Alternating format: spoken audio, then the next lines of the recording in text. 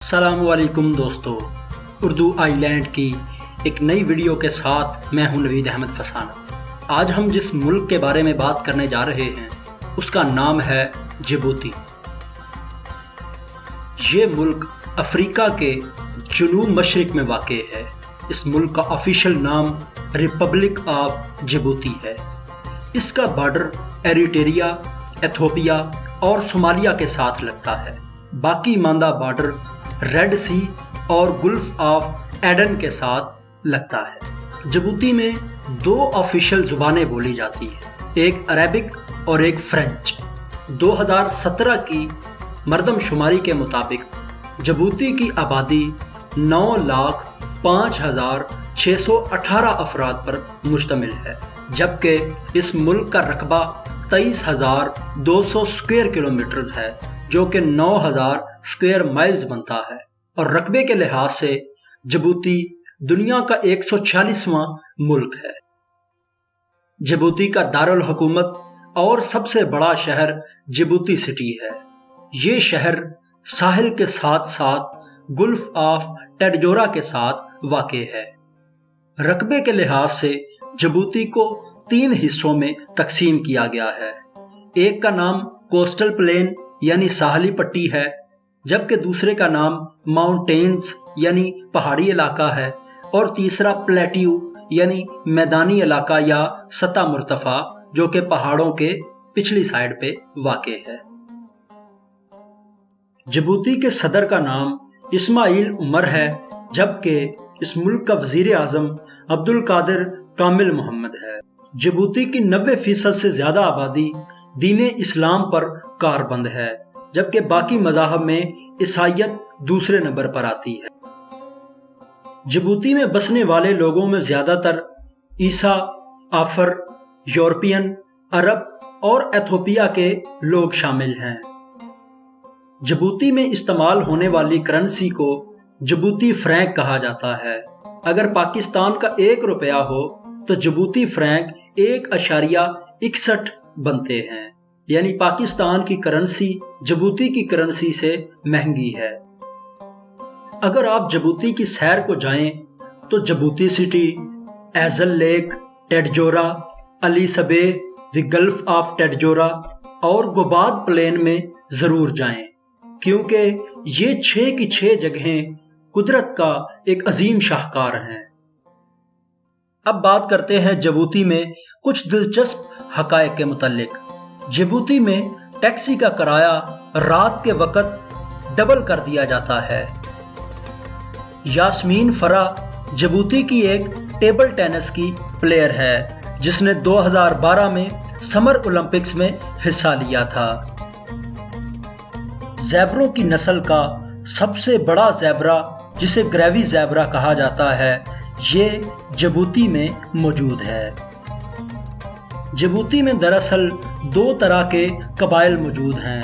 ایک قبیلے کو آفر قبیلہ کہا جاتا ہے اور دوسرے قبیلے کو اساس قبیلہ کہا جاتا ہے۔ ان 2 قبائل کا اس ملک کے کلچر پر بہت گہرا اثر ہے۔ آفر قبیلہ زیادہ تر لٹریچر کے ساتھ تعلق رکھتا ہے، اور ان کے ادب یعنی لٹریچر کا سب سے بڑا حصہ سانگز کی شکل میں ہوتا ہے۔ جبوتی میں سانگز کو ڈیفرنٹ کیٹیگریز میں ڈیوائیڈ کیا گیا ہے، جیسے کہ پریز سانگز، وار سانگز، اور اسی طرح اور بھی کافی ساری ٹائپس ہیں۔ جبوتی کا ہائیسٹ یعنی بلند ترین مقام موسیٰ علی اسٹریٹو والکینو ہے۔ اس کی بلندی 2021 میٹر یعنی 6,631 فٹ ہے۔ یہ والکینو ایتھوپیا، ایریٹریا اور جبوتی کو آپس میں ملاتا ہے۔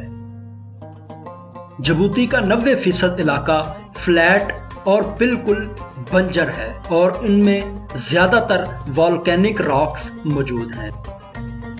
جبوتی کے زیادہ تر صحرائی خطوں میں سالٹ لیکس یعنی نمکیات سے بھرپور جھیلیں موجود ہیں۔ ان جھیلوں میں سب سے بڑی جھیل لیک ایزل ہے جو کہ سمندری سطح سے 155 میٹر نیچے ہے اور یہ افریقہ کا پست ترین مقام ہے۔ لیک ایزل پوری دنیا میں سب سے زیادہ نمکیات پہ مشتمل جھیل ہے۔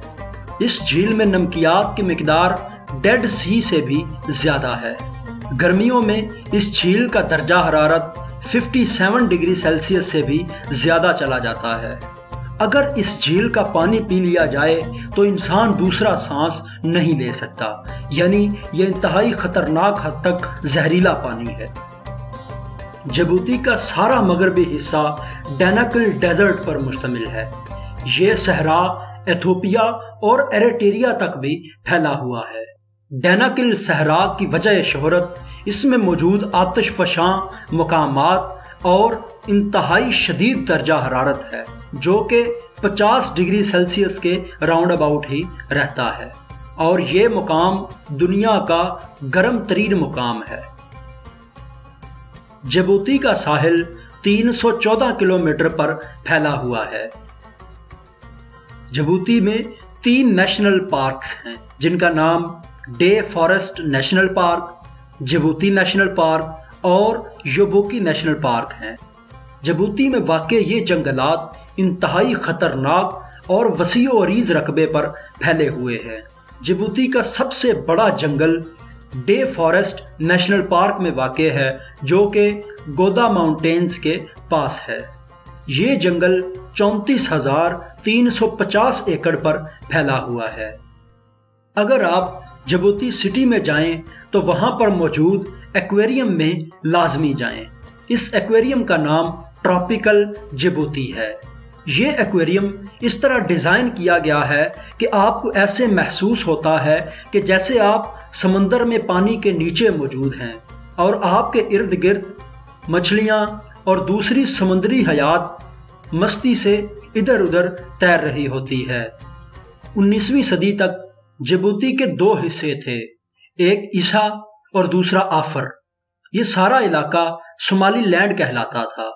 19ویں صدی کے آخر میں فرانسیسی اس علاقے میں آئے اور عیسیٰ صومالی اور آفر سلطانز کے ساتھ معاہدے کے تحت فرانسیسی یہاں پر قابض ہو گئے۔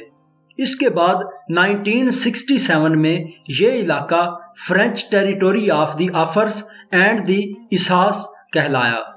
1977 میں جبوتی کے لوگوں نے آزادی کی مہم شروع کر دی جس وجہ سے فرانس کو اسے ایک الگ ملک کی حیثیت سے آزاد کرنا پڑا۔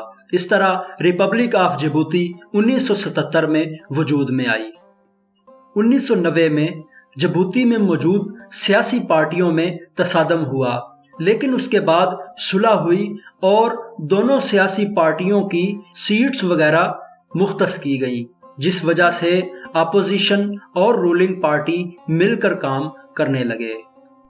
جبوتی کی اکانومی کا انحصار ریڈ سی کے ساتھ موجود جبوتی شہر کا پورٹ ہے اور یہ ایک اسٹریٹجک لوکیشن پر واقع ہے۔ اس ویران اور صحراؤں پر مشتمل ملک کا واحد سہارا یہی پورٹ ہے، جس وجہ سے اس ملک کی معیشت کافی حد تک بہتر ہے۔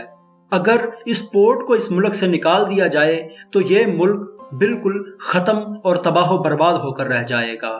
جبوتی کا سب سے بڑا سورس آف انکم اور امپلائمنٹ بھی اسی پورٹ کی وجہ سے ہے۔